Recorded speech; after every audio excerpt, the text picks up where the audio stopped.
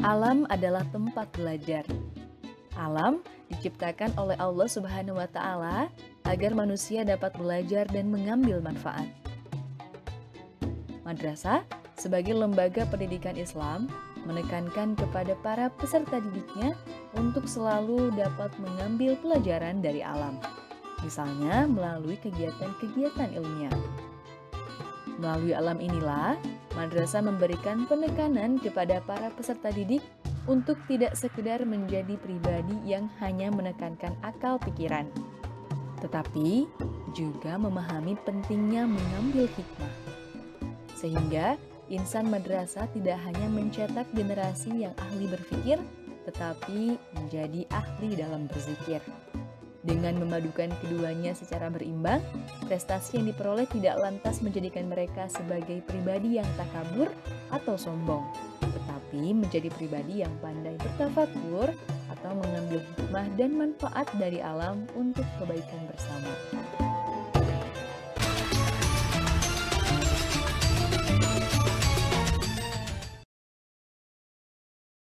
Assalamualaikum warahmatullahi wabarakatuh. Alhamdulillahirrabbilalamin. Wassalatu wassalamu ala asrafil anbiya'i wal mursalin wa ala alihi wa sahbihi ajma'in, amma ba'du.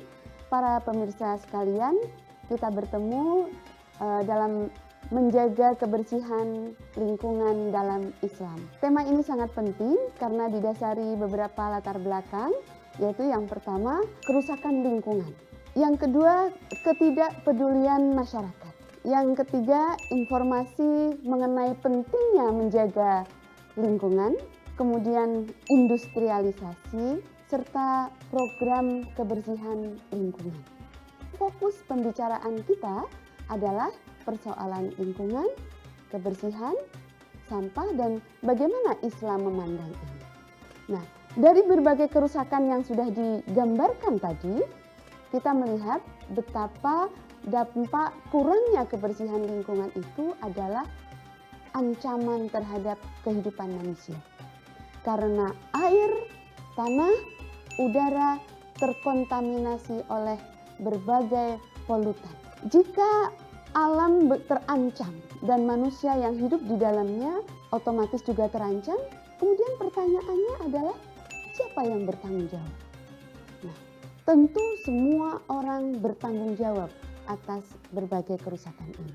Kali ini kita akan melihat bagaimana Islam sebenarnya mempunyai ide, ajaran mengenai kebersihan lingkungan itu. Yang pertama, ini sudah sangat dikenal. Sebuah hadis yang menyebutkan an-nadhafatu minal iman, bahwa kebersihan adalah sebagian dari iman.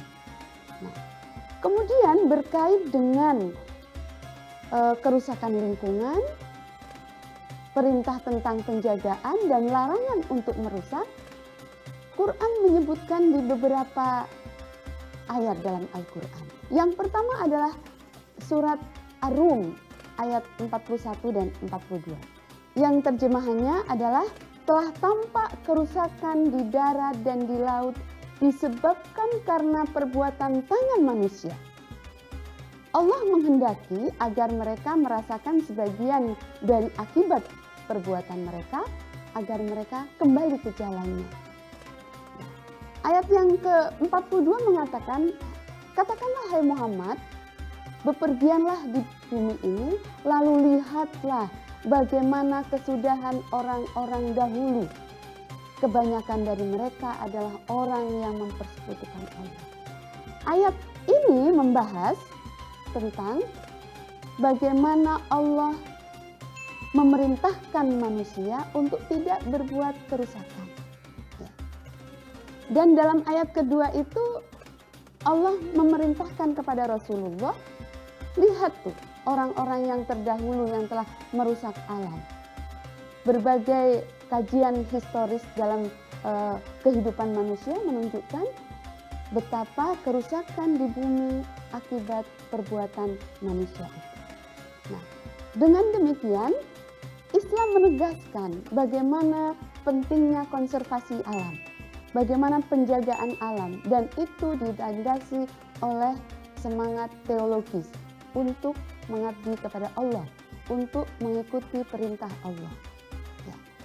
Kemudian dalam surat As-Sadd ayat 27, ini juga perintah mengenai bagaimana Allah menetapkan untuk melihat alam ini dan kemudian juga untuk menjaga alam. Ya. Kata Allah dalam surat As-Sadd ini, dan kami tidak menciptakan langit dan bumi dan apa yang ada di dalamnya secara sia-sia. Dengan demikian, karena ini memiliki kemanfaatan bagi kehidupan alam yang orientasinya nanti adalah untuk pengabdian kepada Allah, maka jaga dong alam ini. Kita tadi sudah melihat dalam berbagai visualisasi bagaimana kerusakan itu terjadi. Orang membuang sampah di sembarang tempat sehingga menimbulkan kerusakan lingkungan. Bagaimana pabrik-pabrik dalam proses industri itu menggunakan plastik untuk mengemas barang-barangnya dan itu dipakai secara tidak bertanggung jawab. Sehingga akhirnya konsumen membuang plastik itu dengan sembarangan dan kemudian tidak tahu bagaimana pertanggungjawabannya. Ya. Ini ayat-ayat yang meneguhkan bagaimana kebersihan lingkungan dalam makna tidak menggunakan barang-barang buangan tanpa tanggung jawab. Nah, kita sekarang mendefinisikan apa sampah-sampah yang terbuang itu. Dan kita meneguhkan di sini bahwa plastik antara lain itu sebagai limbah sampah yang harus dikelola. Dalam surat Al-A'raf ayat 56 sampai 58. Kita melihat yang terjemahannya adalah, dan janganlah kamu berbuat kerusakan di bumi ini setelah diciptakan dengan baik, dan berolah kepadanya dengan rasa takut dan penuh harap. Sesungguhnya rahmat Allah sangat dekat kepada orang yang berbuat kebaikan. Dialah yang meniupkan angin sebagai pembawa kabar berita, mendahului kedatangan rahmatnya, sehingga apabila angin itu telah membawa awan mendung, kami halau ke suatu daerah yang tandus. Dan Al-Ayah itu menunjukkan bagaimana Allah menciptakan alam ini dengan pemeliharaannya, dan itu semua untuk kebaikan umat manusia. Nah, kita sebagai umat manusia bagaimana melihat ini setelah melihat kenyataan bahwa lingkungan kita itu semakin buruk. Sampah di mana-mana, orang tidak paham tentang arti kebersihan.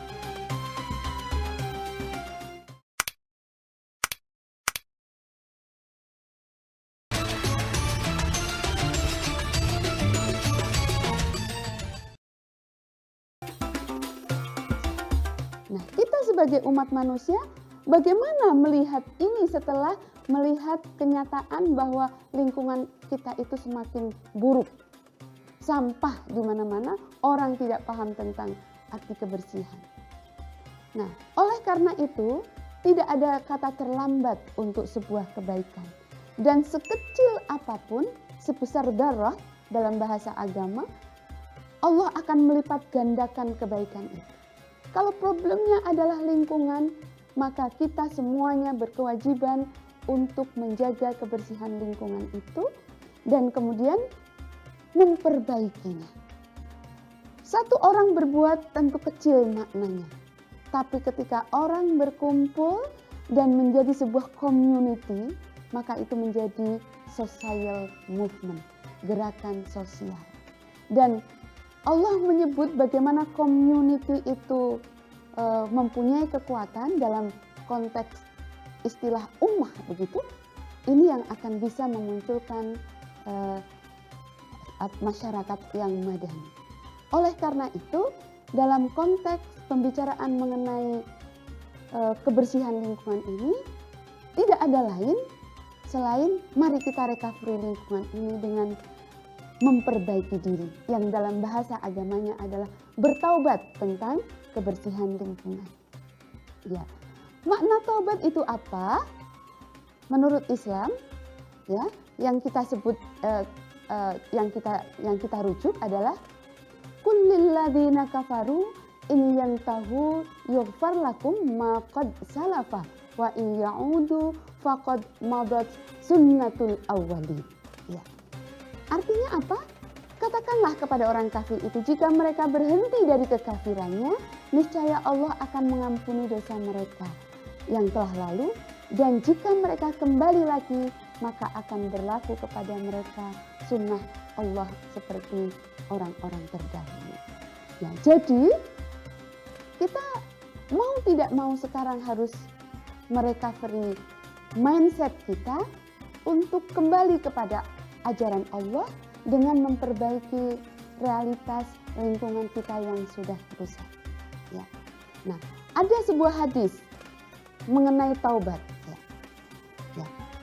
Yang artinya adalah orang-orang yang bertobat dari dosanya seperti orang yang tidak pernah berbuat dosa sama sekali. Nah, jadi kalau kita mulai untuk merecovery keadaan ini dengan cara bertaubat, maka insya Allah kerusakan bumi ini tidak menjadi beban dosa kita. Nah, oleh karena itu, dari pembicaraan ini kita sampai kepada kesimpulan akhir bagaimana taubat untuk merecovery lingkungan itu dalam orientasi menjalankan perintah Allah. Yang pertama, berangkat dari kesadaran, yaitu menyadari pentingnya kebersihan lingkungan. Dari kesadaran itu kemudian muncul pengetahuan sehingga memunculkan program kebersihan lingkungan. Satu orang melakukan akan berdampak kecil, tapi dua orang akan lebih besar lagi. Ketika community akan lebih besar. Kemudian tidak mendukung pembicaraan yang tidak sesuai. Semisal ada orang membuang sampah, buang aja di situ, nggak apa-apa, nggak ada yang melihat. Nah itu janganlah didukung yang seperti itu. Kemudian peduli terhadap persoalan kebersihan lingkungan. Dibiasakan ibda binafsik, mulai dari diri kita sendiri. Kalau kita peduli, begitu ada sampah kemudian kita ambil, masuk ke tempat sampah, insya Allah perlahan-lahan orang akan mengikuti. Dan juga kemudian kita menjadi pendakwah tentang kebersihan lingkungan. Kita sebagai agent of change dalam kerangka perbaikan lingkungan itu. Ya. Jadi bentuk tobatnya bisa dispesifikasi secara sederhana seperti itu. Ada bentuk verbal, bentuk sikap, dan tindakan. Verbal yaitu dengan bicara kita bisa mengajak, ayo bersih-bersih. Ini kotor, mari kita bersihkan. Itu sampah plastik, coba diolah. Gitu. Sampah plastik itu bisa diorientasi menjadi eco-brick yang nanti bisa berguna untuk berbagai kepentingan, dari membuat furniture sampai menjadi batas taman misalnya. Tidak melakukan provokasi orang untuk melakukan tindak yang merusak lingkungan. Terus babat wae misalnya begitu. Padahal kita penting untuk mengajak untuk melakukan penghijauan. Kemudian memberikan pencerahan.